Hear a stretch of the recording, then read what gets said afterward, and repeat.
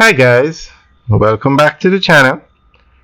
Today we're going to give you a tour of the Finished Diamond Interchange in Maypen. This is Highway 2000. This is the east-west leg that takes you from Kingston to Mandeville.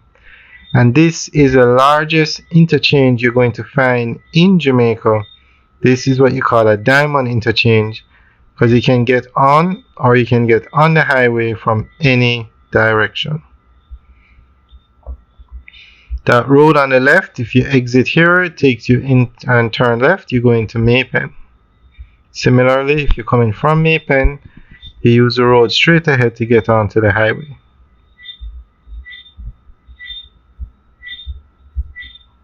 Now this section of the road was opened sometime last year. It's supposed to be a toll road, but once you go through the Maypen interchange, the Maypen toll plaza, you don't have any more tolls to pay on the road.